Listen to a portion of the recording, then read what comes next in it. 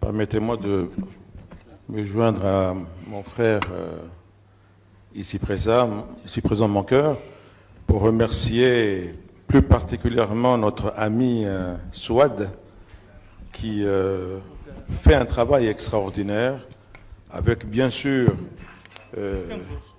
Alaoui, qui est fondateur de cette structure, mais aussi Aziz.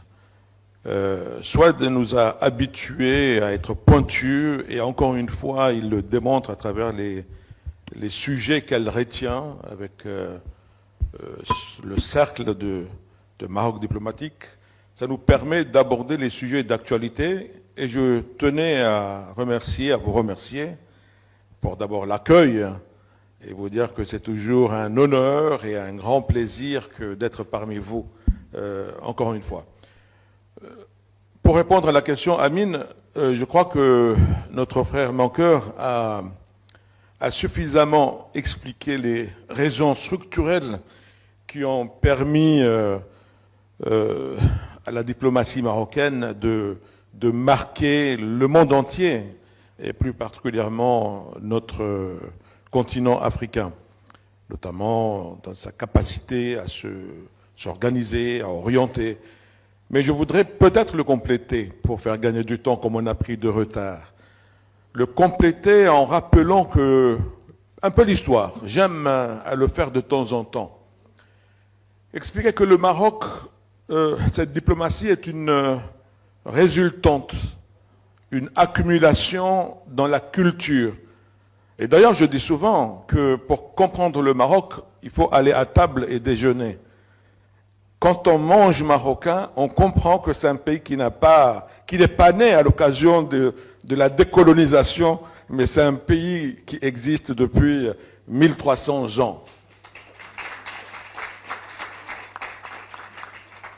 Partons de ce constat, d'abord culinaire, cette richesse, et à tout point de vue, dans tous les domaines, cette histoire a été marquée, autant à table que dans la diplomatie. Il faut rappeler que ce pays date de 1300 ans.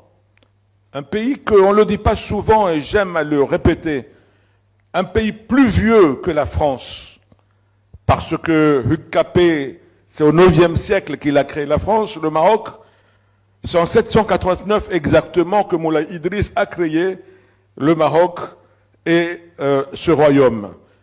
Bien sûr, il y a eu d'autres dynasties, mais le Maroc, en tant qu'essai, en tant qu'État, a existé, a essayé de se protéger contre les invasions, notamment du nord, de l'Espagne, et d'autres influences venant d'ailleurs. Mais cette réalité a fait que le Maroc, et surtout depuis 5 siècles maintenant, que la dynastie actuelle a articulé, a modelé une vision qui aujourd'hui, ce que nous vivons est une résultante de cette histoire. Que dès lors, il est difficile de ne pas parler de cette histoire pour montrer que le Maroc est un pays particulier, parce qu'il a accumulé un savoir-faire, une compétence, une histoire dans la manière de faire, et surtout dans la manière de ne pas faire. Et ceci combiné font qu'aujourd'hui, incontestablement, le Maroc, sa diplomatie, est un facteur extraordinaire pour réaliser les ambitions de Sa Majesté Mohamed VI, que Dieu l'assiste. Dans l'histoire contemporaine, on a vu que le Maroc n'a en réalité jamais été belliqueuse. L'histoire n'a jamais été belliqueuse au Maroc. Les Marocains ont toujours essayé d'assister les plus faibles, d'accompagner les plus faibles, mais surtout, très souvent, de refuser de rentrer dans des conflits inutiles. Pour vous épargner de l'histoire de la diplomatie marocaine, peut-être que je citerai très brièvement un fait majeur qui va peut-être expliquer comment le Maroc a pu s'imposer, et surtout cette culture diplomatique a pu se perpétuer jusqu'à aujourd'hui. En 1958, un peu avant la décolonisation, le général de Gaulle avait tenté de demander à feu Mohamed V la rétrocession des parties qui ont été occupées par la France, notamment dans l'Algérie. Mais feu Mohamed V a refusé en privilégiant la discussion avec ses frères, disait-il, algériens à l'époque, parce qu'il refusait justement que cette rétrocession de Tindouf jusqu'au nord ne soit une cause de conflits nouvelles dans des États à naître. En 1958, à Tanger, les Algériens avaient aussi pris l'engagement de rétrocéder et que tout allait se faire dans l'amitié. Malheureusement, après l'indépendance de l'Algérie, après le coup d'État qui a eu lieu, malheureusement, ils ont opté pour une autre logique et une autre stratégie. Tout ceci en rappelant très brièvement l'histoire contemporaine.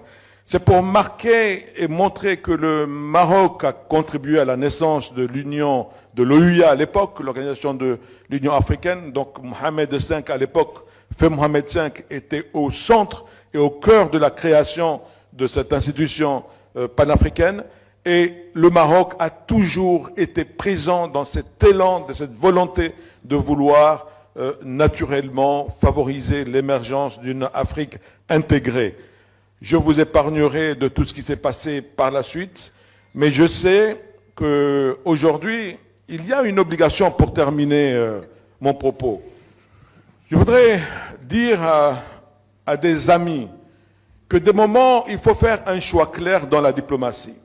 Dans ce conflit, malheureusement, qui se perpétue, l'instabilité créée artificiellement, ça a été évoqué tout à l'heure par monsieur l'ambassadeur, notamment de la création de ce problème sahraoui.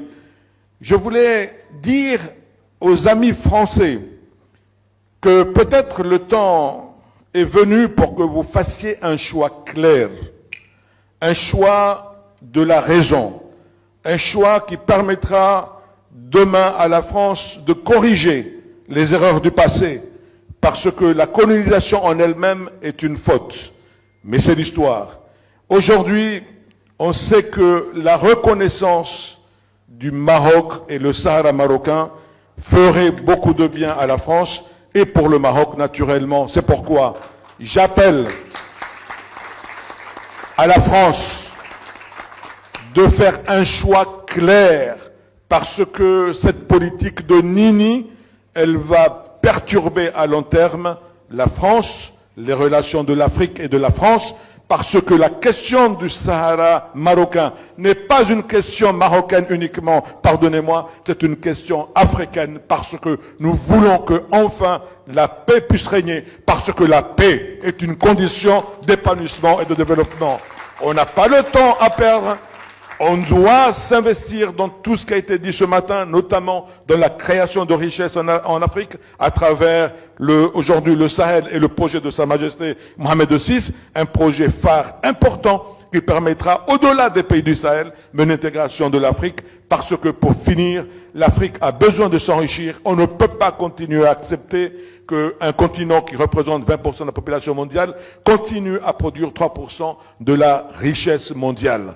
La Chine a des proportions égales, ils ont 20% de la population mondiale, ils produisent 18% du PIB mondial. Qu'aujourd'hui, seule la paix en Afrique permettra effectivement de rationaliser les choix, les investissements pour permettre à l'Afrique d'aboutir à un niveau d'enrichissement et donc d'éducation et de tout le reste. Voilà pourquoi, mes chers amis, je tenais très brièvement à rappeler ces faits et à dire que la diplomatie marocaine est une diplomatie qui tire en réalité ses racines dans l'histoire, 1300 ans d'histoire. Et pour finir, le Maroc n'est-il pas le premier pays à avoir reconnu les États-Unis d'Amérique? Et ceci est un fait historique qui montre que le Maroc n'est pas un pays comme les autres. C'est une vieille nation, c'est un vieux pays qui mérite toute notre attention parce que c'est la locomotive de l'Afrique. S'il plaît à Dieu.